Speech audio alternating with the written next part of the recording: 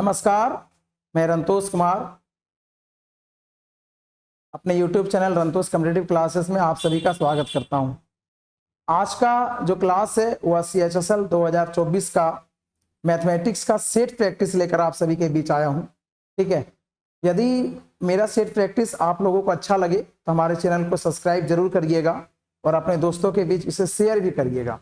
तो आज का सेट प्रैक्टिस स्टार्ट करते हैं। ठीक है, देखिएगा ये 25 क्वेश्चंस जो है आपका मैथमेटिक्स का कैसा है आप लोग जरूर कमेंट करके बताएंगे। ठीक है, चलिए देखिए आज का पहला क्वेश्चन है। ये क्वेश्चंस आपका परसेंटेज से रिलेटेड है। वह राशि ज्ञात कीजिए जो 15% बढ़ाने पर रुपया 19,320 हो जाती है। एक धनराशि है जिसे यदि 15% बढ़ा दिया जाए तो 19,320 रुपया हो जाती है। तो आप इसको क्या करिएगा, मानिए कि वह जो आपका राशि है, एक राशि है आपका जिसे आप बढ़ाते हो। ठीक है, तो 19,320 रुपया हो जाती है। आप एक काम करिए, माना कि धनराशि, अगर आपने कोई भी धनराशि को अगर मान ली आपने x माना कि आपका धनराशि आपका x है, 15% आप बढ़ाते हो यानी 115/100 होगा। 15% बढ़ाते हो इसका मतलब आपका 115/100 इक्वल टू 19,320 रुपया हो जाती है। काटोगे 23 पंचे, ये आपका 20 पंचे, फिर 23 से आप इसे काटोगे, 23 अट्ठे 184, 6 3 9, 23 चौक 92 0 यानी 840 बार में आपका कट रहा है। सो डेट x बराबर 4 दूना 8, 8 दूना 16, 1 1 2 0 यानी कि आपका 16,800 रुपया हो जाती है। ऑप्शन नंबर आपका ए। यानी कि कोई धनराशि 15% बढ़ा रहे हैं, तो मान लीजिए आपका धनराशि x था, 15% बढ़ा रहे हैं तो 115/100 हो गया। उसी का वैल्यू आपका 19,320 दिया हुआ था, तो धनराशि जो है वो आपका 16,800 था। चलिए ठीक है, अगला क्वेश्चन की ओर हम लोग बढ़ते हैं। एक चुनाव में 2 उम्मीदवार थे। इलेक्शन रिलेटेड क्वेश्चन से आपका, अभी चुनाव देश भर में चल भी रहा है। तो एक चुनाव में 2 उम्मीदवार थे। मान लीजिए कि एक उम्मीदवार आपका ए है, दूसरा उम्मीदवार आपका बी है। एक उम्मीदवार को 38% मत मिले, 38% मत वोट मिलता है और वह 7200 मतों से चुनाव हार गया। यानी एक उम्मीदवार को 38% वोट मिल रहा है और ये 7200 मतों से चुनाव हारता है। इसका मतलब ये आपका हारने वाला उम्मीदवार है। ये जो उम्मीदवार है ये आपका हारने वाला उम्मीदवार है। यदि हारने वाले उम्मीदवार को 38% वोट्स मिलता है, इसका मतलब है कि जीतने वाला जो उम्मीदवार होगा वह उम्मीदवार जो जीता है, जीतने वाले उम्मीदवार को टोटल वोटिंग में 38% अगर चला गया, दैट मीन्स आपका 62% मिल रहा है। हारने वाले को 38% तो जीतने वाले को 62% मिल रहा है। और इन दोनों के बीच का जो डिफरेंसेस होगा वही हार और जीत का कारण होगा, जो कि आपका 7200 वोट दिया हुआ है। यानी कि आपका 12-12-24, आपका 24% है। दोनों के बीच का अंतर 24% है। और 24% का मान अगर आपका 7200 दिया हुआ है, दैट मीन्स 100% का मान क्या होगा, क्योंकि आपसे 100% पूछ रहा है कि चुनाव में डाले गए वैध मतों की संख्या। वैध मतों का संख्या मतलब कि ऐसे वोट्स जो कि आपका इनवैलिड ना हुआ हो, हार और जीत में जिनका गिनती हुआ हो। तो यहां पर जब प्रश्न में आपका एक भी वोट इनवैलिड नहीं दिया हुआ है, दैट मीन्स जो भी हार और जीत हुआ होगा वह वैध मतों पे ही हुआ होगा। इनवैलिड वोट का वर्णन है ही नहीं क्वेश्चंस पे। दैट मीन्स 100% का जो वैल्यू है ये आपका 7200/24 गुना, अगर आप 100 करते हो 24 या 72, ये 00 यानी 300 बार में आपका कट रहा है। दैट मीन्स आपका ये जो है 30,000, 300 गुना 130,000 यानी कि डाले गए वैध मतों की जो संख्या होगी वो आपका 30,000 होगी, जो कि आपका ऑप्शन नंबर बी में है। आप इसे स्क्रीनशॉट भी कर सकते हो, उतार भी सकते हो वीडियो को रोककर, कोई दिक्कत नहीं है। ठीक है, चलिए क्वेश्चन नंबर हम लोग 3 पे तरफ चलते हैं। क्वेश्चन नंबर तीसरा, और ये देखिए जो आपका क्वेश्चन नंबर थर्ड है, क्वेश्चन नंबर थर्ड है, ये आपका प्रॉफिट एंड लॉस से है। ठीक है, कि जब एक वस्तु को 388 रुपया में बेचा जाता है, 388 रुपया में बेचते हैं तो 3% की हानि होती है। यानी कि वस्तु को हमने जितना में खरीदा होगा उससे 3% कम में बेचा। तो माना कि वस्तु को अगर हमने x में खरीदा, वस्तु को यदि हमने x में खरीदा और 3% की हानि पर बेच रहा है, डेट मीन्स आपका 97% में बेचेगा, इक्वल टू आपका 388। सिंपल सा बात है, ये आपका 97 पूरा 4 बार में कट रहा है, 97 इंटू 4 388। डेट मीन्स आपका जो ये एक्स का वैल्यू है 400, यही आपका क्रयमूल्य है, सीपी है। अगर आपका सीपी जो है 400 रुपया है तो क्वेश्चन कहता है उस वस्तु का विक्रय मूल्य क्या है जिसे 18% के लाभ पर बेचा, यानी जिस वस्तु को 400 रुपया में खरीदे थे, यदि इसे 18% के लाभ पर बेचना है तो इसका विक्रय मूल्य क्या होगा। देखिए, आपने वस्तु को 400 में खरीदा था और 18% के लाभ पर अगर बेच रहे हो, यानी 118/100 में बेचोगे। 0000 आपका कैंसिल, 4 एकम 4, 1872, यानी आप 472 रुपया पे बेच रहे हो, यानी आपका विक्रय मूल्य जो है, सेलिंग प्राइस जो है वो आपका 472 होगा, जो ऑप्शन नंबर आपका बी में दिया हुआ है। ठीक है, चलिए, ये आपका लाभ हानि से रिलेटेड क्वेश्चन था। नेक्स्ट क्वेश्चन की ओर बढ़ते हैं। देखिए, क्वेश्चन नंबर 4 है कि किसी वस्तु का अंकित मूल्य और क्रय मूल्य क्रमशः 850 रुपये एवं 748 रुपये है, तो प्रदान की गई छूट प्रतिशत ज्ञात करें। जब भी हम लोग छूट देते हैं ना, छूट का गणना हमेशा अंकित मूल्य के आधार पर किया जाता है, और लाभ और हानि का गणना हमेशा लाभ या हानि का गणना हमेशा क्रय मूल्य के आधार पर किया जाता है, कॉस्ट प्राइस के आधार पर किया जाता है। लाभ या हानि जो होगा वह मेरा क्रय मूल्य पे होगा। तो देखिए, ये आपका अंकित मूल्य जो दिया हुआ है, एमपी जो आपका दिया हुआ आपका 850 रुपया है, और आपका जो सीपी है, क्रय मूल्य है, वह आपका 748 रुपया दिया हुआ है। अंकित मूल्य आपका 850 और क्रय मूल्य आपका 748 है। आपसे पूछ रहा छूट कितने को मिला, तो 850 रुपया लिख कर रखें, लेकिन बेचे 748 में। डेट मीन्स जो आपका छूट मिल रहा है वो कितने का छूट मिल रहा है, 850 में अगर 748 आप माइनस कर दे रहे हो, डेट मीन्स आपको 102 रुपया का छूट मिलता है। अगर 102 रुपया का छूट मिल रहा है तो आपसे कह रहा है निकालने के लिए कि छूट प्रतिशत ज्ञात करें। तो देखिए, 102 रुपया का छूट है कितना में, जब भी छूट देंगे अंकित मूल्य पे देंगे, ना कि क्रय मूल्य पे। लाभ होता तो क्रय मूल्य पे होता, छूट पूछ रहा है आपका अंकित मूल्य पे, जो कि अंकित मूल्य आपका 850 है, गुना आपका 100। 1010 आपका यहां से कट रहा है, मैं देख पा रहा हूं। 17×5 85, 17×6 के 102, 5 एकम 5, 5 दूना 10, डेट मीन्स आपका 12%, 6 गुना 2 12। ऑप्शन नंबर आपका ए में है 12%। ठीक है, ये आपका छूट से रिलेटेड प्रश्न था, डिस्काउंट से। चलिए, क्वेश्चन नंबर 4 आपका हो गया है। अगले प्रश्न की ओर बढ़ते हैं। देखिए, ये प्रश्न आपका साधारण ब्याज से रिलेटेड है। साधारण ब्याज का क्वेश्चन से, साधारण ब्याज के क्वेश्चन भी सीएचएसएल में खूब पूछे जाते हैं, ऐसा बात नहीं है। ठीक है, एक निश्चित राशि 5% प्रतिवर्ष की दर से 2 वर्षों के लिए, 9% प्रतिवर्ष की दर से अगले 3 वर्षों के लिए। देखिए, पहले आपका टाइम 2 वर्ष दिया हुआ है, नेक्स्ट आपका 3 वर्ष दिया हुआ है, 3 साल दिया हुआ है, और अगले 5 वर्षों के लिए 13% प्रतिवर्ष की दर से उधार दिया जाता है, और टोटल में टाइम आपका 10 साल दिया हुआ है। और कहता है कि किसी राशि पर साधारण ब्याज आपका 8160 रुपये है, यानी कि वो कोई मूलधन है, कोई धनराशि है, जिसे 3 बार, देखिए, एक बार 5% की दर से 2 साल के लिए, 9% की दर से अगले 3 साल के लिए, और 13% की दर से अगले 5 साल के लिए उधार दिया जाता है। और ये 10 साल के बाद जो टोटल साधारण ब्याज है वो आपका 8160 रुपये प्राप्त होता है। तो क्वेश्चन कर रहा है कि आपका धनराशि क्या होगा। बहुत हल्का प्रश्न है आपका ये, सिंपल इंटरेस्ट का। अगर मान लीजिए आपका मूलधन पी था और पहला 5% की दर से 2 साल के लिए दिया, तो 2 साल के लिए दिया तो साधारण ब्याज आपका ही होगा। साधारण ब्याज का फॉर्मूला क्या होता है, साधारण ब्याज का जो फॉर्मूला है वो सब किसी को पता होगा, मूलधन गुना समय गुना दर बटा 100 से बनाते हैं। बिल्कुल ये सिंपल सा फॉर्मूला है। साधारण ब्याज का जो आपका फॉर्मूला है, मूलधन गुना समय गुना दर बटा 100।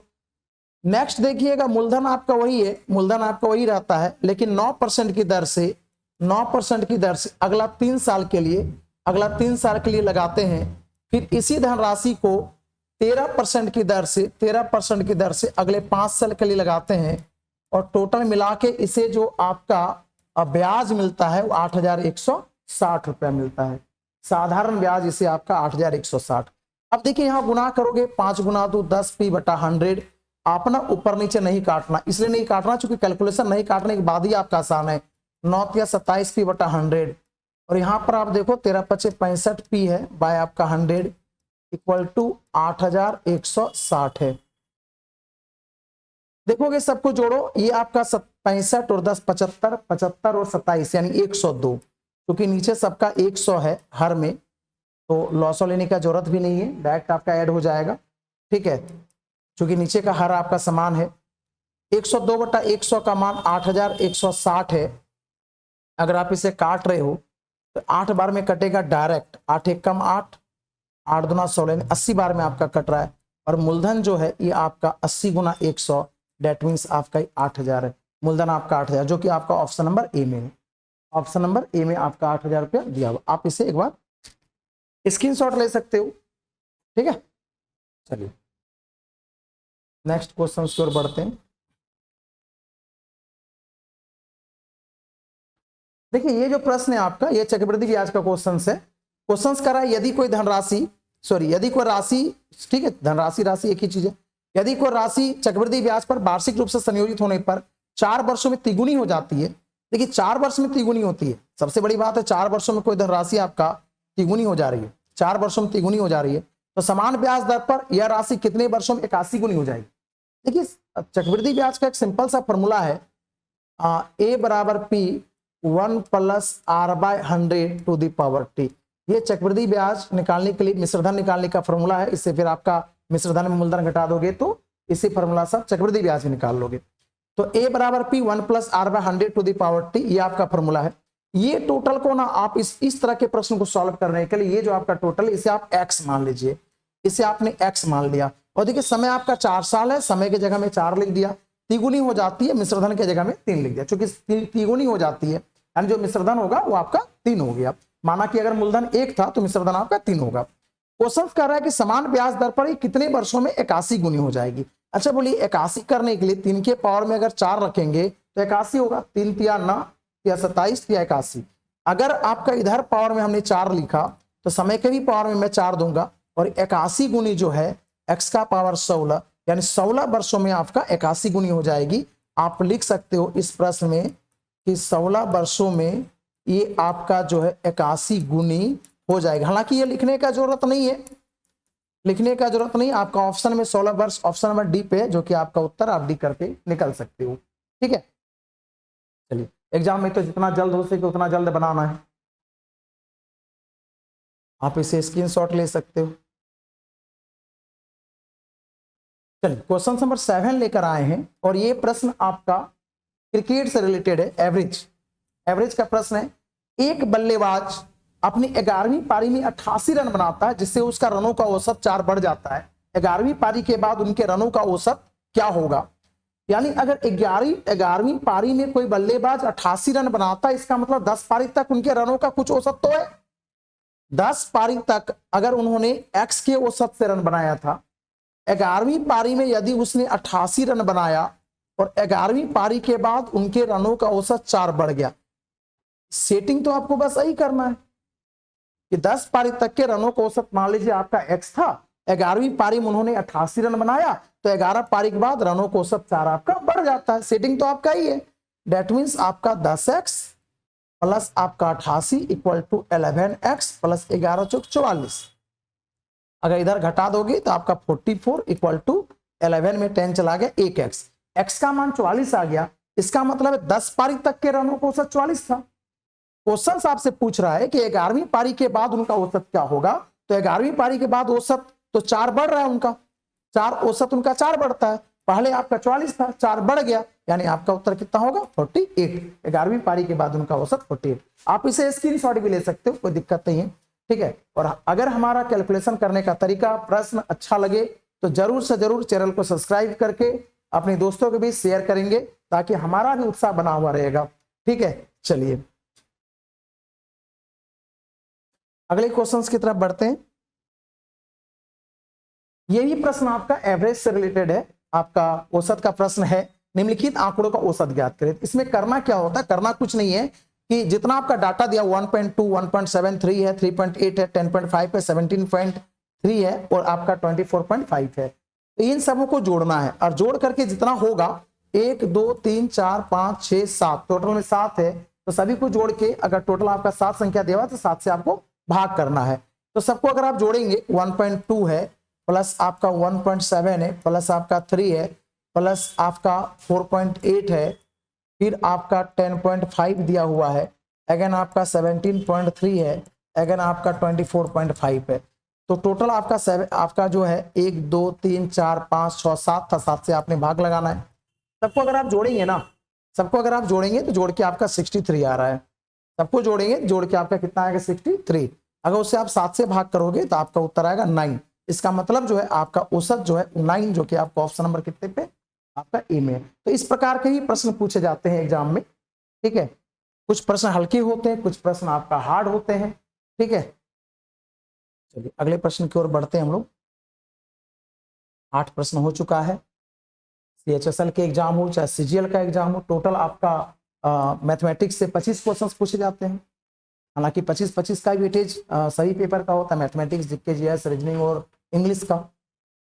देखिएगा, what value must be given to star to make 6345 star 25 exactly divisible by 11। इसका मतलब है कि स्टार के जगह में हम लोग क्या रखें कि ये संख्या जो है पूरा पूरी 11 से विभाजित हो जाए। तो 6 3 4 7 आपका ये स्टार है और फिर 2 और 5 है।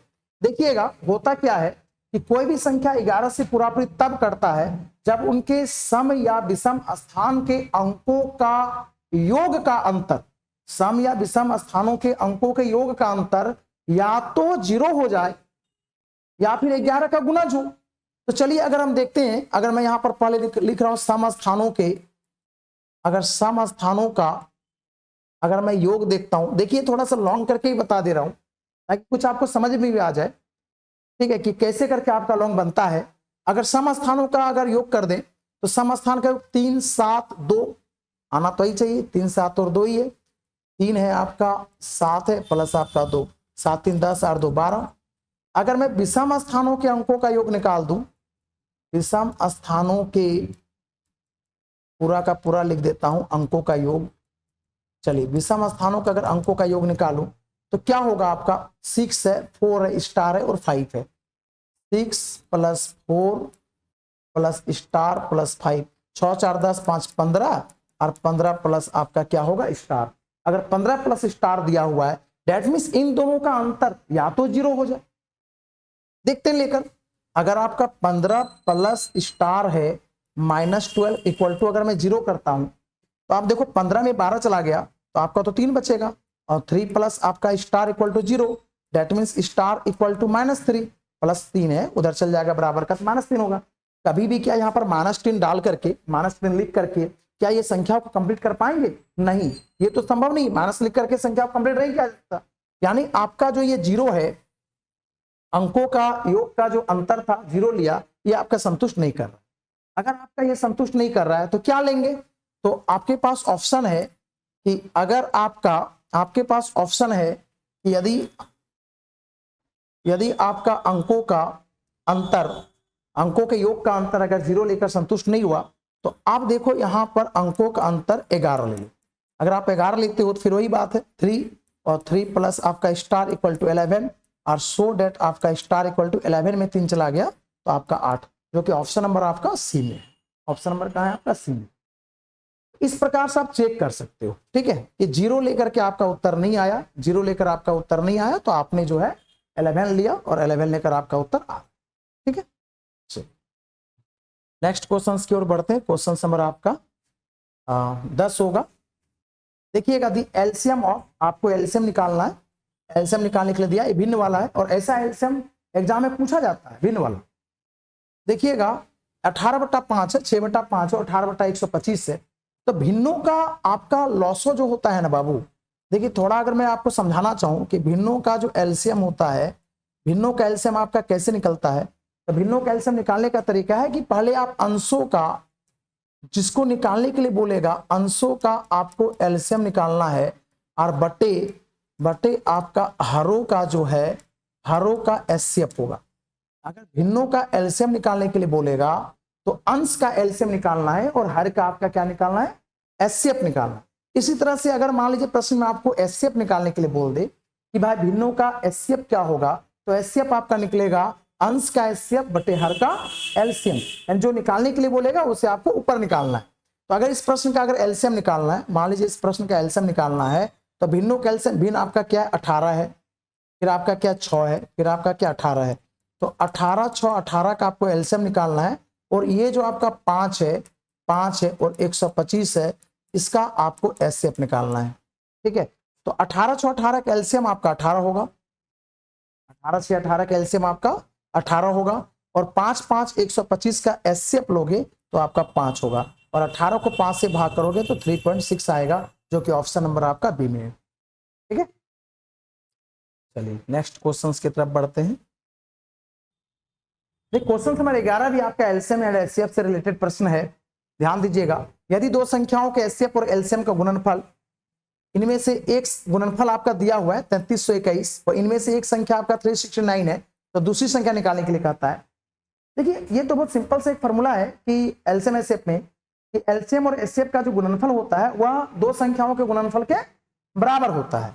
यानी कि आप लिख सकते हो कि एचसीएफ जो है इनटू आपका एलसीएम इक्वल टू आपका पहली संख्या गुना आपका ये जो है दूसरी संख्या। ठीक है, दूसरी संख्या, यानी लौसा गुना मौसा बराबर पहली संख्या गुना दूसरी संख्या। अब देखिए लौसा और मौसा का गुणनफल दिया हुआ है 3 3 2 1, और फिर देखिए एक संख्या आपका दिया है 369, और क्वेश्चन पूछा दूसरी संख्या, मैंने बी मान लिया। अब देखो 369 को अगर आप काटोगे पूरा पूरी तो ये आपका 9 में कट जा रहा है। देखिएगा 9 81 का 1, हाथ में 8, 9 6 54 और 8 62 का 2, हासिल में 6, 9 3 27 और 6 33, 9 बार में आपका कट गया, तो आपका बी का मान 9, यानी जो आपका दूसरी संख्या पूछा था वो आपका 9 होगा। ठीक है, लौसा गुना मौसा बराबर पहली संख्या गुना दूसरी संख्या, इस फॉर्मूला से एग्जाम में क्वेश्चन आता ही आता है। ठीक है, कभी आपको पहली संख्या निकालने के लिए देगा, कभी आपको दूसरी संख्या निकालने के लिए देगा, कभी आपको इसी फॉर्मूला पे एचसीएफ देगा और एलसीएम निकालने के लिए पूछ लिया, कभी एलसीएम देगा और एचसीएफ निकालने के लिए पूछ लेगा। तो 4 तरह का प्रश्न तो इसी फॉर्मूला से आपको पूछ लेता है एग्जाम में। अगले क्वेश्चन की ओर बढ़ते हैं। क्वेश्चन नंबर 13 आ गया था लेकिन 12 होना चाहिए। देखिए ये जो आपका प्रश्न है द वैल्यू ऑफ, ध्यान दीजिएगा, 151 के स्क्वायर माइनस 149 का स्क्वायर, ये आपका क्या है, कैलकुलेशन करना, सिंप्लीफिकेशन का क्वेश्चन है। ये अगर आपका ए है और इसे आपने ए माना, इसे आपने बी माना, तो ए स्क्वायर माइनस बी स्क्वायर का प्रॉब्लम बेटा हुआ, क्या होगा ए प्लस बी, जैसे 151 का स्क्वायर माइनस 149 का स्क्वायर है, तो आप इसे करोगे ना कि ए प्लस बी और ए माइनस बी, ए प्लस बी और ए माइनस बी, ये आपका 1 है। दोनों को जोड़ोगे 151 और 149 तो 300 होगा, और इसे अगर आप घटाते हो 2 आए, 151 में 149 2, यानी गुना करोगे 600। आपका ऑप्शन नंबर कितना में ठीक, बिल्कुल सिंपल सा प्रश्न था, ए स्क्वायर माइनस बी स्क्वायर के फॉर्मूला पे, तो आपका A plus B A minus B, आपका टोटल कितना हो गया 600, जो कि ऑप्शन नंबर आपका डी। चलिए क्वेश्चन नंबर आपका 13 और बढ़ते हैं। क्वेश्चन आपको पहले भी दिख गया था क्या है। देखिए what is the simplified value of, देखिए ये ना बोडमास के नियम पर आधारित होता है। बोडमास में क्या होता है, पहले ब्रैकेट का काम, फिर आपका काके की का काम, उसके बाद फिर आपका जो है पहले भाग होगा, फिर गुना होगा, फिर जोड़, फिर घटाओ, इस तरह से आपका बढ़ता है। तो देखिएगा ये जो आपका प्रश्न 9 है, देखिए मैं इसी जगह में सॉल्व कर देता हूँ, बार बार लिख के कोई फायदा नहीं है। अगर आपका ये 9 दिख रहा है, 9 है, फिर आपका भाग है, सबसे पहले इसका काम होगा आपका, क्योंकि आपके साथ जुड़ा हुआ है, तो 9 इंटू आपका ही 9 हो गया, 9 इंटू ये आपका 9, एक सेकंड में मिटा दे रहा हूँ ताकि आपको दिख जाए अच्छा से, ये आपका 9 इंटू 9 हो गया, प्लस आपका ही 9 है बाय, देखिए सबसे पहले ये भाग है, नीचे तो आपका ब्रैकेट नहीं, ऑफ भी नहीं है, तो ये जो है आपका सबसे पहले काम होगा, 9 भागा 9 है तो आपका 1 हो जाएगा, फिर गुना आपका 9 है, प्लस आपका ये 9 दिया हुआ है।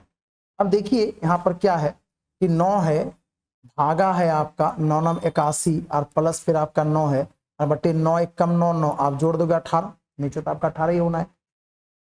फिर आप देखोगे 9 भागा गुना करोगे तो 1/81 होगा, और प्लस आपका 9 और बाय नीचे आपका 18 दिया हुआ है, 9 9 81, 1/9 प्लस 9, तो 9 9 81 की 82, ऊपर में आपका 82 हो जाएगा, नीचे 9, इसके नीचे कुछ नहीं, एक तो आपका ऊपर जाएगा, नीचे आपका 18। ठीक है, तो इसे आप काटोगे तो 9 दूना 18, 41 गुना 2 82, 41/41 हो गया ऊपर और नीचे 981। सो डेट ऑप्शन नंबर आपका क्या होगा? सी। ठीक है, ये आपका कट गया 981 1/9 प्लस आप अगर चलिए हम सॉल्व कर चुके, लेकिन एक लाइन अगर कर दे 1/9 प्लस 9/18/1 ये अगर करें, फिर आप एलसीएम लोगे तो ही आने वाला है 981 प्लस 1 जुड़ जाएगा 82/9 इंटू जो सबसे नीचे ऊपर जाएगा नीचे 18। ठीक है, कोई दिक्कत नहीं है। आपका 41/81 हो गया, जो कि ऑप्शन नंबर आपका कितना पे? सी पे। ठीक है, क्वेश्चन नंबर आपका 13 हो चुका है। देखिए 14 नंबर क्वेश्चन जो है आपका 14, the value of sine square 38 degree plus sine square 52 degree plus sine square 30 degree minus ten square 45 degree क्या होगा? देखिए ये प्रश्न भी आपका बहुत आसान है, ट्रिगो का, ट्रिगोनोमेट्री ये प्रश्न है। देखिए एक फॉर्मूला आपका होता है कि sine square θ1 plus sine square θ2 equal to आपका 1 होगा, और ये तब होगा व्हेन θ1 प्लस θ2 इक्वल टू आपका 90 डिग्री होगा।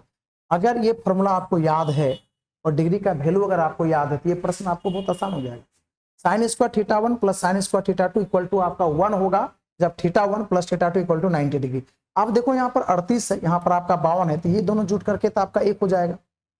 एक ये जुड़ के तो आपका 1 होने जा रहा है, ये आपका 1 हो गया, प्लस साइन स्क्वायर 30 डिग्री, तो साइन 30 का मान 1/2 आपका 1/2 का होल स्क्वायर हो गया। फिर आपका माइनस दिया हुआ है sine tan square 45 degree, tan 45 का मान 1 है, और 1 का स्क्वायर, तो 1 का स्क्वायर 1 आपका कैंसिल हो गया, 1/4 1/2 का होल स्क्वायर 1/4, जो कि आपका ऑप्शन नंबर किसमें था? बी में। इस प्रश्न में आपको सीखना था कि sine square θ1 plus sine square θ2 equal to 1 होगा जब θ1 प्लस θ2 इक्वल टू कितना है? 90 डिग्री। चलिए बहुत सिंपल सा प्रश्न था आपका ट्रिगो का। बढ़ते हैं आगे, क्वेश्चन नंबर आपका 15 है, tan theta plus cot theta equal to 6 है, tan square theta plus cot square theta का मान निकालने के। देखिए ये प्रश्न भी बहुत आपका जो है सिंपल है, ये प्रश्न भी आपका सिंपल है कि tan theta plus cot theta बराबर 6 है, tan square theta plus cot square theta का मान क्या होगा? देखिए ऐसा प्रश्न आपका अलजेब्रा पे भी सेट करके हम लोग बना सकते हैं। कैसे?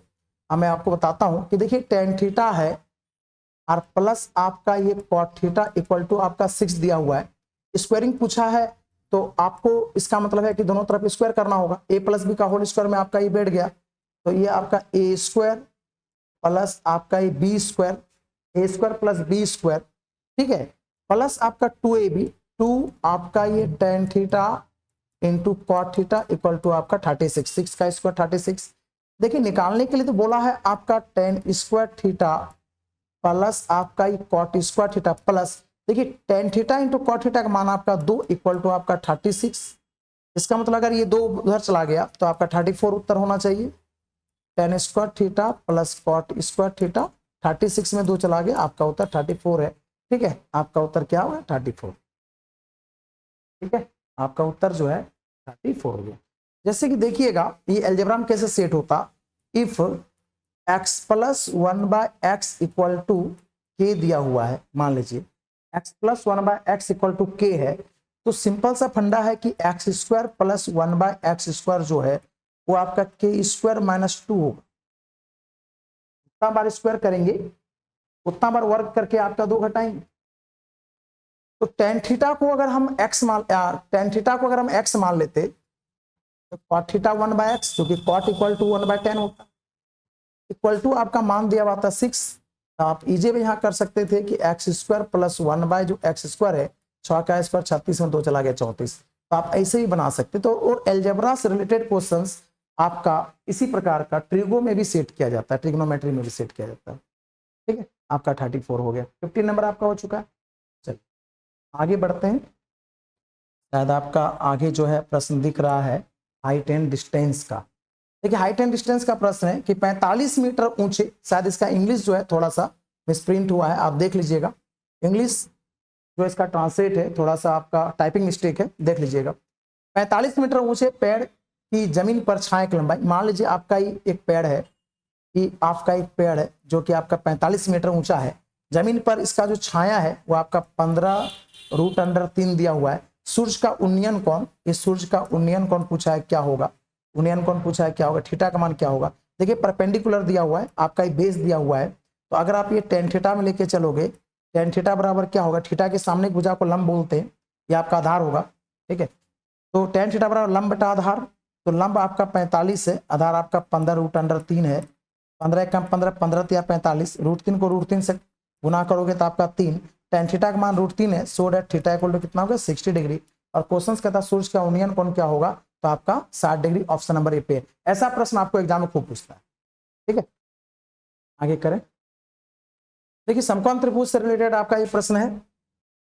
समकोण त्रिभुज क्या है कि उस समकोण त्रिभुज का क्षेत्रफल क्या होगा। देखिएगा एक समकोण त्रिभुज है, मान लीजिए समकोण त्रिभुज है और क्वेश्चंस कह रहा है उस समकोण त्रिभुज का क्षेत्रफल क्या होगा, जिसका आधार देखिए आपका 24 दिया है, कर्ण आपका 25 है और इसका क्षेत्रफल मांग रहा है। मैं आपसे जानना चाहता हूं कि ट्रिपलेट जो है आपका, अगर ये 24 25 है आपका 7 होगा, कैसे होगा भाई। ए बी सी अगर मैं लिख देता हूं तो आपका ए बी का मान क्या हो जाएगा, रूट अंडर आपका कर्ण स्क्वायर, आपका कर्ण आपका 25 है, 25 का स्क्वायर माइनस आपका अगर 24 का स्क्वायर कर दोगे तो 25 का स्क्वायर माइनस अगर आप 24 का स्क्वायर करते हो तो 625 माइनस आपका 24 का स्क्वायर आपका 576 बिल्कुल, और 24 और 25 49, 49 और 49 का मान आपका 7। अगर आपका लंब जो है ये आपका 7 निकल गया, समकोण त्रिभुज का क्षेत्रफल पूछा है, तो क्षेत्रफल क्या होगा, त्रिभुज का क्षेत्रफल निकालने के लिए बोला है। समकोण त्रिभुज का क्षेत्रफल क्या होगा, 1/2 गुना आधार गुना ऊंचाई, आधार आपका 24 है, ऊंचाई आपका 7 है, 2 1 कम 2, 12 दूना 24, आप 12 सत्ते आपका 84 हो गया, 84 हो गया। ऑप्शन पे है बिल्कुल, ऑप्शन नंबर डी पे 84। ठीक है, कुछ ट्रिपलेट्स है जो कि अगर आप याद कर लो तो बहुत ही एग्जाम के दृष्टिकोण से बहुत अच्छे होंगे। ठीक है, मैं उसे आपको बता दूंगा। चलिए इसका आंसर तो आपका 84 हो गया। समकोण त्रिभुज का क्षेत्रफल 1/2 गुना आधार गुना ऊंचाई ले सकते हो। ठीक है, चलिए अगला क्वेश्चन जो है आपका ये बेलन मेंस्ट्रुएशन से रिलेटेड है। बेलन है 15 सेंटीमीटर त्रिज्या और 119 सेंटीमीटर ऊंचाई वाले बेलन का आयतन आपको निकालने के लिए कह रहा है। बेलन का आयतन, बेलन का आयतन क्या होगा, सब किसी को पता है भाई बेलन का आयतन क्या होता है। ठीक है, बेलन का आयतन, ये फॉर्मूला बेस्ड क्वेश्चन से आपको बेलन का आयतन याद रखना होगा कि बेलन का आयतन क्या होता है, पाई आर स्क्वायर एच। अगर पाई आर स्क्वायर एच है, पाई का वैल्यू हम लोग को पता है 22/7, त्रिज्या आपका 15 दिया है, 15 गुना 15, और जो आपका ऊंचाई 119, 7 कम 7, 17 7 119 हो गया। ठीक है, ये आपका 22 है, 15 को 15 से गुना करोगे 225 और गुना आपका 17, फिर आप इसे गुना करोगे। ठीक है, 22 पंचे 110 का 0 हंसले में 11, 22 22 अंक 484 और 11 495, और फिर उसे आप अगर 17 से गुना करते हो, 17 पचे 85, 5 हंसले में 8, 17 नाम 153 और 8 161 का 1 हंसले में 16, 17 चौके 68 और 16 84 और 1 0 आपका 84,150। बिल्कुल आपका ऑप्शन नंबर ए में है। थोड़ा कैलकुलेशन आपको भी सीखना पड़ेगा, अगर आप कैलकुलेशन सीखते हो तो बड़ा अच्छा है। ठीक है, फास्ट कैलकुलेशन आपको करना ही पड़ेगा अगर आप एग्जाम में 25 क्वेश्चंस को विद इन टाइम सॉल्व करना चाहते हो, तो आपको भी थोड़ा करना होगा। देखिए ये फॉर्मूला बेस्ड क्वेश्चंस था, बेलन का आयतन पाई आर स्क्वायर, आपको याद रखना है। ठीक है, चलिए आगे की ओर बढ़ते हैं। क्वेश्चन नंबर 19 नंबर देखोगे क्या कहता है कि त्रिभुज जो है आपस में, दो त्रिभुज है जो कि समरूप है, जिसमें त्रिभुज एबीसी का क्षेत्रफल आपका 100 है और त्रिभुज डीईएफ का क्षेत्रफल आपका 49 दिया हुआ है। त्रिभुज एबीसी की ऊंचाई आपका 5 है, त्रिभुज डीईएफ का संगत ऊंचाई ज्ञात करें। देखिएगा यदि दो त्रिभुज आपस में समरूप होते हैं तो उन त्रिभुजों के क्षेत्रफलों का जो अनुपात होता है वह उनके संगत भुजाओं और उनके ऊंचाई के वर्गों के अनुपात के बराबर होता है। ये तो आपको पता ही होगा। तो अगर त्रिभुज एबीसी का क्षेत्रफल मैं लेता हूं कि त्रिभुज एबीसी का क्षेत्रफल क्या होगा, देखिएगा दिया हुआ है त्रिभुज एबीसी का क्षेत्रफल बटे त्रिभुज, अगर मैं डीईएफ ले रहा हूं कि त्रिभुज डीईएफ का क्षेत्रफल क्या है। देखिए त्रिभुज एबीसी का क्षेत्रफल आपका 100 दिया हुआ है और त्रिभुज डीईएफ का क्षेत्रफल आपका 49 दिया हुआ है। मान लीजिए आपका ये दो त्रिभुज है, थोड़ा फिगर से हम समझा देते हैं। ठीक है, मान लीजिए आपका ये दो त्रिभुज है, ये आपका ए है, ये बी, ये सी है, और इनका नाम जो है शीर्षों का डीई और एफ दे देता हूं। क्वेश्चन कहता है क्या कि त्रिभुज एबीसी की ऊंचाई 5 है, एबीसी का मान लीजिए आपका ऊंचाई जो है ये एम लिख देता हूं, यहां पर इसको एन लिख देता हूं। ठीक है, तो त्रिभुज एबीसी का ऊंचाई जो है वो आपका 5 है। तो त्रिभुज, अगर दोनों त्रिभुज आपस में समरूप है, अगर ये दोनों त्रिभुज आपस में समरूप है, तो त्रिभुज अगर आपस में समरूप है यानी उन त्रिभुजों के क्षेत्रफलों का जो अनुपात होगा वह उनके संगत भुजाओं के अनुपात के क्या होगा, बराबर। सॉरी, अगर दो त्रिभुज आपस में समरूप है, अगर दो त्रिभुज आपस में क्या है, समरूप है, इसका मतलब हो गया कि उन त्रिभुजों के क्षेत्रफलों का अनुपात उनके संगत भुजाओं या उनके ऊंचाई के वर्गों के अनुपात के बराबर होता है। ठीक है, थोड़ा सा ये सिंबल जो है आपको मैं दे देता हूं, आप समझिएगा दोनों त्रिभुज आपस में क्या समरूप है। ठीक है, ये मैं मिटाता हूं, थोड़ा सा बन नहीं पा रहा सही से, तो ये ऐसा होता है। ठीक है, चलिए, तो अगर त्रिभुज का ये मान लीजिए एबीसी का आपका एम है, तो मैं अगर इसे एम का होल स्क्वायर लिख देता हूं, अब डीईएफ है तो मैं इसे डीएन का होल स्क्वायर। ठीक है, इक्वल टू आपका 100/49 है। स्क्वायर उधर जाएगा तो रूट में चेंज होगा, और रूट में चेंज होगा तो आपका एम का मान तो दिया हुआ 5, एम का मान आपका 5 दिया हुआ, डीएन का मान मुझे नहीं पता, इक्वल टू रूट कर देंगे तो 10/7 होगा। रूट अंडर 100 का मान 10, रूट अंडर 49 का मान 7, 5 एकम 5, 5 दूना आपका 10, तो 2dn है इक्वल टू 7, तो dn का मान 7/2 और 7/2 का मान कितना होगा 3.5 सेंटीमीटर। यानी कि त्रिभुज डीईएफ का जो आपका संगत ऊंचाई है वो आपका 3 पॉइंट कितना होगा। ठीक है, ये त्रिभुज से रिलेटेड प्रश्न था ज्योमेट्री का। ठीक है, आगे बढ़ते हैं, इसे आप स्क्रीनशॉट कर लीजिएगा, आप उतार भी सकते हो। देखिए, ऐसा प्रश्न एग्जाम में डिट्टो पूछता है केवल त्रिज्या का वैल्यू को चेंज करके। त्रिज्या यहाँ पर आपका 8 सेंटीमीटर दिया, कभी एग्जाम में आप देखिएगा कि 5 सेंटीमीटर दिया हुआ है, कहीं 4 सेंटीमीटर दिया है, कहीं 3 सेंटीमीटर दिया है। सेम क्वेश्चन सेम रिपीट होता है, केवल त्रिज्या के वैल्यू को बदलकर। क्वेश्चन कह रहा है कि 8 सेंटीमीटर त्रिज्या वाले दो समान वृत्त एक दूसरे को इस प्रकार प्रतिच्छेद करते हैं कि प्रत्येक एक दूसरे के केंद्र से होकर गुजरता है उभयनिष्ठ जीवा की लंबाई। तो उभयनिष्ठ जीवा की लंबाई निकालने का एक फॉर्मूला आपका होता है, अगर कोई भी दो वृत्त दिया हुआ रहे, यदि दो वृत्त दिया हुआ रहे और फिर आपसे पूछे कि उभयनिष्ठ जीवा क्या होगी, तो उभयनिष्ठ जो जीवा है, उभयनिष्ठ जीवा की जो लंबाई है उसका एक फॉर्मूला होता है, आप फॉर्मूला से भी निकाल सकते हो, 4 गुना त्रिभुज का क्षेत्रफल, 4 गुना त्रिभुज का क्षेत्रफल बटे केंद्रों के बीच की दूरी, बटे केंद्रों के बीच की दूरी।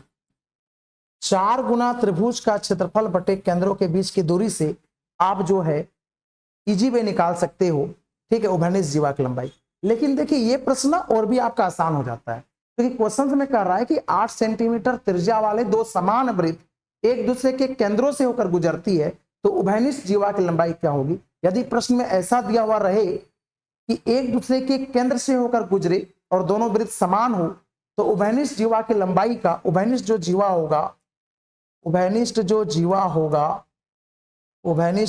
की लंबाई जो होगा इस कंडीशन के आधार पर वह होगा r√3। आप इसमें करके प्रूव भी कर सकते हो, इसी फॉर्मूला से आपका प्रूव भी हो जाएगा। ठीक है, r√3। अब देखिए त्रिज्या आपका दिया हुआ है 8√3, यानी आपका उभयनिष्ठ जीवा की जो लंबाई है 8√3 होगा, जो कि आपका ऑप्शन नंबर सी में दिया। अगर इस प्रश्न का फिगर बनाना चाहो तो आप बना सकते हो। एक वृत्त मान लीजिए आपका ये है जिसका केंद्र ये दिया हुआ है, दूसरा वृत्त ये, इसका केंद्र आपका ये होगा, क्योंकि एक केंद्र O, दूसरा आपका O'।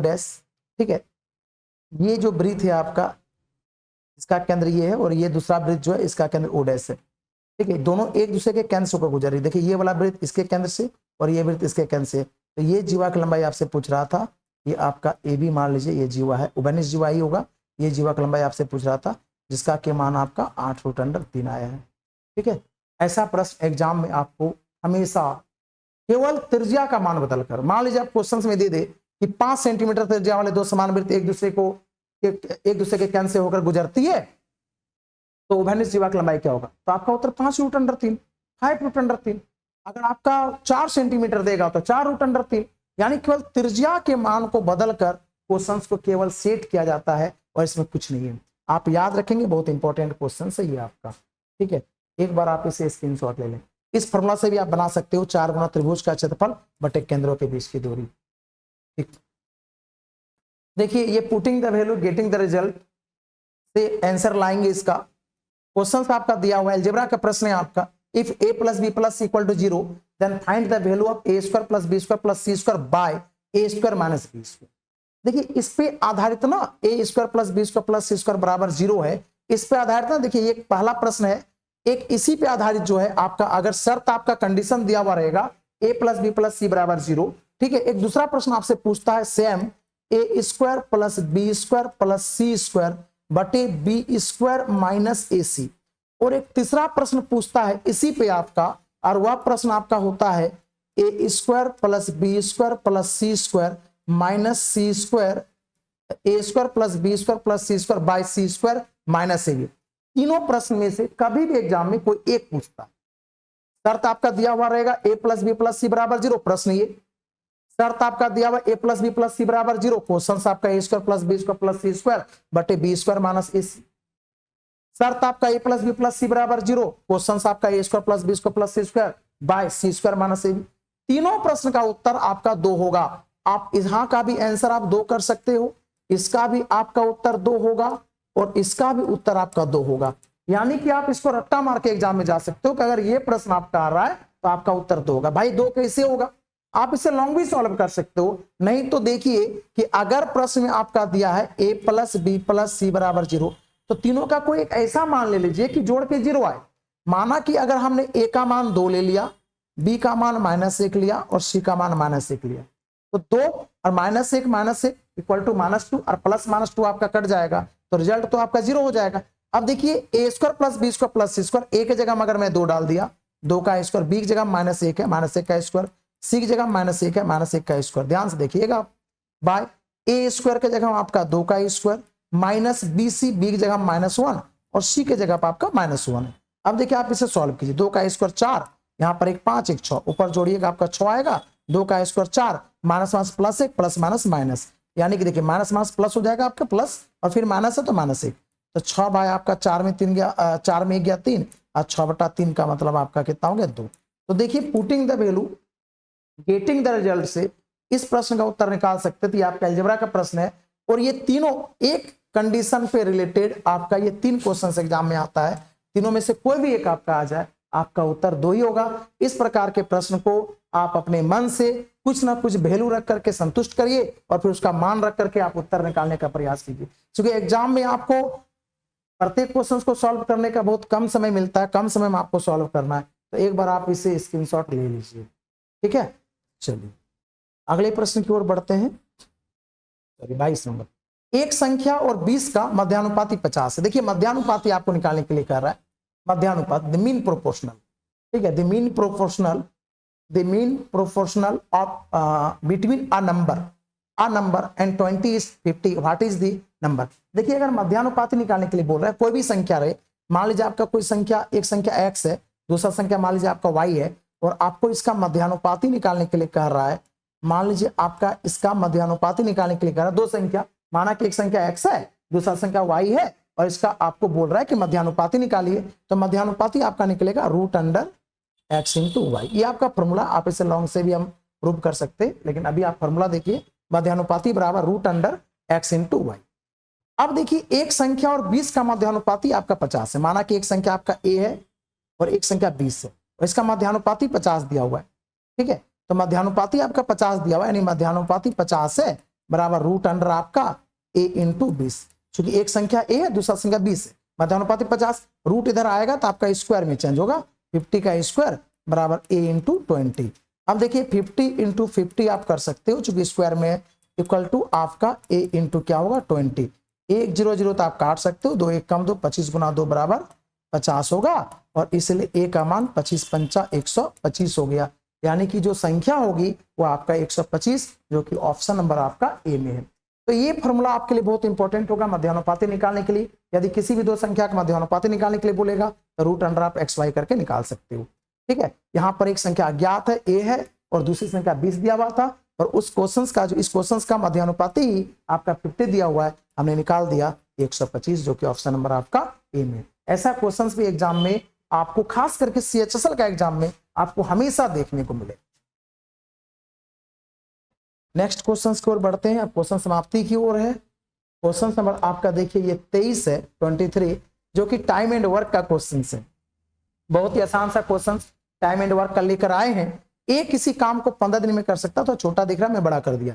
ए किसी काम को 15 दिन में कर सकता, जबकि बी की मदद से, लेकिन बी की मदद से वाई से 9 दिन में कर सकता है। ए किसी काम को 15 दिन में कर सकता है, जबकि बी की मदद से, यानी ए और बी दोनों मिलकर, ए अकेला यदि काम करेगा तो 9 दिन में करेगा, लेकिन अगर बी का मदद से काम को करता है, यानी ए और बी दोनों मिलकर काम को करता है, तो उसे 9 दिन लगता है काम को करने में। तो क्वेश्चन कर रहा है कि बी अकेला इस काम को कितना दिन में करेगा। देखिए दिया गया जो समय होता है ना, ये 15 और 9, जो दिया गया जो समय है उसका एलसीएम ही टोटल काम होता है, टोटल वर्क होता है। सबसे पहले आपको टोटल काम निकालना है। 15 और 9 का जो आप एलसीएम निकालोगे, कितना आ गया, 5 या 15 या 45, यानी आपका 15 और 9 का एलसीएम आपका 45 आना चाहिए। एलसीएम आपका हो गया 45। अगर दिए गए समय का एलसीएम ही टोटल काम होता है, मान लीजिए जो काम कर सकता था ए और बी, वह टोटल काम आपका 45 था, और कोई भी काम करेगा तो अपना क्षमता के अनुसार से करेगा, इफिशियंसी के अनुसार से करेगा। तो देखिए इफिशियंसी कैसे निकलेगा, जो एलसीएम है वही आपका टोटल काम है, और टोटल काम को टाइम से अगर आप डिवाइड करते हो तो आपका इफिशियंसी निकलता है। 45 को आप 15 से भाग कर दोगे तब 15 या 45 3 आएगा, आप 45 को 9 से भाग करोगे तो 5 आएगा। आप यहां पर देख पा रहे हो कि ए का क्षमता 3 है और ए और बी का दोनों का मिलकर क्षमता 5 है। ए तथा बी दोनों का मिलकर क्षमता 5 है, ए तथा बी दोनों का मिलकर क्षमता 5 है, जबकि ए का क्षमता आपका 3 है, यानी बी का क्षमता कितना होगा 2। 5 में 3 चला गया, बी का क्षमता। अगर बी का क्षमता 2 है और टोटल में काम आपका 45 है, तब 45 काम को अगर बी 2 क्षमता के साथ करेगा, यानी इसे उसी काम को करने में आपका 22.5 दिन का समय लगेगा, जो कि आपका ऑप्शन नंबर ए में, आपका ऑप्शन नंबर ए में। तो ये क्वेश्चन नंबर आपका 23 था, टाइम एंड वर्क का बिल्कुल एक हल्का सा प्रश्न लेकर आपके लिए लाए थे। पहला ही सेट है सीएचएसएल का। आगे देखिए कम से कम मैं 30 सेट सीएचएसएल का 2024 को टारगेट करते हुए मैं लेकर आपको आऊंगा। आप मुझे अपना प्यार दे, मैं अपना मेहनत आपको दूंगा, ठीक है। चलिए क्वेश्चन नंबर 23 हो गया। अब आप देख सकते हो क्वेश्चन नंबर ये जो है 24, देखिएगा 24, ये देखिए 24 नंबर क्वेश्चन जो है ये आपका डीआईडीएस से रिलेटेड प्रश्न है। बहुत ही प्यारा सा प्रश्न है। So the following histogram shows the score by the students of grade what percent of total student scored more than 80%। More than 80% का मतलब हो गया कि कितना विद्यार्थी जो है 80% से ज्यादा नंबर लाया है। अब देखिए 80%, इधर आपका देखिए दिया हुआ है कि नंबर ऑफ स्टूडेंट्स आपका दिया हुआ है, और नीचे जो है स्कोर का रेंज दिया हुआ है। 0 से 20 में आपका 2 स्टूडेंट है, 21 से 40 में आपका फिर 2 स्टूडेंट है। आपको दिख नहीं रहा होगा, मैं थोड़ा सा कलम चेंज कर लेता हूँ। 0 से 20 में आपका 2 स्टूडेंट है, ठीक है। आपका जो है 21 से 40 में आपका 2 स्टूडेंट है, 21 से 60 के बीच आपका 12 स्टूडेंट है, 21 से 80 के बीच आपका 25 स्टूडेंट है, और 81 से 100 के बीच आपका 9 स्टूडेंट है। प्रश्न कह रहा है what percent of total student scored more than 80%। तो स्कोर मोर देन 80% जो है वो आपका 9 स्टूडेंट है, ठीक है, 9 स्टूडेंट है। तो परसेंट आप निकालोगे तो टोटल जो है आपका ये 9 स्टूडेंट जो है आपका 80% से ज्यादा नंबर ला रहा। कितना में, तो टोटल नंबर ऑफ स्टूडेंट कितना है आपको ऐड करना पड़ेगा। 2 2 4, 14 4 18, 18 8 9 27, 27 और 25 आपका 52। टोटल आपका विद्यार्थी 52 है। एक बार फिर जोड़ लेते हैं भाई, 80% से ज्यादा कितने लोगों ने लाया। नंबर ऑफ स्टूडेंट्स आपका दिया हुआ है 12 2 14, 14 2 16, 16 और 25 आपका 41, 41 और 9 50। बिल्कुल गलत, मैं 50 होगा, मैं गलत जोड़ा था, 50 होगा आपका। 12 2 14, 14 और 2 16, 16 और 25 41, 41 और 9 आपका 50 हो गया। यानी कि 9 विद्यार्थी जो है वो आपका 80% से ज्यादा नंबर लाया है। 9 विद्यार्थी 80% ज्यादा लाया, कितना में, 50 में, गुना आपका 100। 50 से कम 50, 50 गुना 100, इसका मतलब 9 दुना 18%। ऑप्शन नंबर बी पे है आपका 18%। तो डीआईडीएस से भी रिलेटेड सीएचएसएल में कम से कम पाई चार्ट का क्वेश्चन हो, चाहे बार ग्राफ का क्वेश्चन हो, ठीक है, चाहे मिश्रित ग्राफ का क्वेश्चन हो, हाँ, चाहे आपका टेबुलेशन का प्रश्न हो, पूछता ही पूछता है, 3 से 4 पूछता है। मैं इस सेट प्रैक्टिस में नहीं डाल पाया हूं, एक क्वेश्चन में डाला हूं, ठीक है, लेकिन आने वाला सेट प्रैक्टिस में आपको अनेक इस प्रकार का क्वेश्चंस मिलेंगे जो आपको एग्जाम के दृष्टिकोण से बहुत ही महत्वपूर्ण होने वाले हैं, ठीक है। चलिए आपका इस प्रश्न का उत्तर 18%, ऑप्शन नंबर बी हो गया। देखिए परसेंटेज अगर मैंने निकाला ना, एक सिंपल सा तरीका आप याद रखिएगा, कितना, किससे, और गुना 100। ये बहुत रामबान फॉर्मूला है आपका एग्जाम के लिए परसेंटेज से रिलेटेड। मान लीजिए 9 विद्यार्थी, कितनों ने लाया आपका 80% से ज्यादा, 9, कितना में, तो आपका 50 में गुना 100, कितना बटा किससे गुना 100 करके आप ये परसेंटेज का प्रश्न बना सकते हो। और कभी आपका गलत नहीं होगा अगर आप इस फॉर्मूला यूज करोगे तो, कितना बटे किससे गुना 100। चलिए आखिरी क्वेश्चन होगा इस सेट प्रैक्टिस का, क्वेश्चन नंबर आपका 25। और ये देखिए, ये जो आपका प्रश्न है ये ट्रेन से रिलेटेड है कि 54 किलोमीटर प्रति घंटा की गति से दौड़ रही 180 मीटर लंबी रेलगाड़ी, 180 मीटर लंबी ट्रेन द्वारा प्लेटफॉर्म पर खड़े एक व्यक्ति को पार करने में कितना समय लगेगा। देखिए आपसे समय पूछा, कितना समय लगेगा, आपसे पूछ रहा है कि भाई कितना समय लगेगा किसी ट्रेन को प्लेटफॉर्म पर खड़े एक व्यक्ति को पार करने में कितना समय लगेगा। तो सिंपल सा फंडा है, समय का फॉर्मूला होता है दूरी बटा चाल। समय का होता है आप ये दूरी बटा चाल। अगर कोई रेलगाड़ी किसी प्लेटफॉर्म पर खड़े किसी व्यक्ति को पार करती है तो आपको समझना चाहिए कि वह रेलगाड़ी जो है स्वयं अपनी दूरी को पार कर रही है। यदि कोई रेलगाड़ी प्लेटफॉर्म पर खड़े किसी व्यक्ति को, किसी पोल को, किसी वृक्ष को पार करे तो ऐसा कंडीशन में समझना है कि वह रेलगाड़ी स्वयं अपनी दूरी पार कर रही है। और प्रश्न में आपसे पूछ रहा है कि व्यक्ति को पार करने में लिया गया समय कितना है, तो समय तो मुझे निकालना होगा, लेकिन देखिए यहाँ जो दूरी है 54 किलोमीटर प्रति घंटा की गति से दौड़ रहा 180 मीटर लंबी रेलगाड़ी, तो रेलगाड़ी का लंबाई आपका दिया हुआ है 180 मीटर, ठीक है। और जो इसका चाल है दिया है आपका 54 किलोमीटर प्रति घंटा। देखिए ऊपर आपका मीटर में है, नीचे आपका 54 किलोमीटर प्रति घंटा है। तो सबसे फर्स्ट है क्या कि आपको ये किलोमीटर प्रति घंटा को मीटर प्रति सेकंड में चेंज करना है, क्योंकि जब भी आपका मीटर के साथ आपका सेकंड ही आएगा और किलोमीटर के साथ आपका क्या आएगा, घंटा आएगा, सेटिंग तो ही रहता है। तो किलोमीटर प्रति घंटा को मीटर प्रति सेकंड में आपको चेंज करना होगा। तो 54 किलोमीटर प्रति घंटा मीटर प्रति सेकंड में चेंज करने के लिए सब किसी को पता होगा कि 5/18 से गुना करते हैं, 5/18 से गुना करके आप इसे मीटर प्रति सेकंड में चेंज कर सकते हो। कैसे गुना करते हैं मैं इसे आपको बताऊंगा, ठीक है। 18 तिया 54, 5 तिया 15, अब 15 गुना 12 बराबर 180, और ये आपका 12 सेकेंड, ये आपका 12 सेकेंड आ रहा है जो कि ऑप्शन नंबर आपका बी पे। एक सेकंड में चेक कर लेता हूं। समय बराबर दूरी बटा चाल, दूरी आपका 180 मीटर का था, चाल आपका 54 किलोमीटर प्रति घंटा, ठीक है, कोई दिक्कत। 18 तिया 54 यानी 5 तिया 15, 5 तिया 15 गुना 12, ठीक है, बिल्कुल आपका 12 सेकंड। बहुत ही हल्का प्रश्न था ये आपका। और इस प्रकार ये आपका 25 क्वेश्चंस का सेट कंप्लीट होता है। ये मेरा CHSL का पहला ही सेट था, ठीक है। आप अपना प्यार, अपना आशीर्वाद बनाए रखिएगा हमारे चैनल के ऊपर। मैं इसी प्रकार से प्रयास करूंगा कि एग्जाम तक कम से कम 30 प्रैक्टिस सेट लेकर मैं आऊं, जो कि एग्जाम के दृष्टिकोण से बहुत ही महत्वपूर्ण होने वाले हैं। और प्रयास होगा कि आप भी 25 में 25 प्रश्न एग्जाम में सॉल्व करके आए। अपना मैं पूरा का पूरा मेहनत समर्पण करूंगा आपके पीछे, ठीक है, और आपका एग्जाम अच्छा जाए, ये मेरा प्रयास रहेगा। चलिए मिलते हैं अगले वीडियो में।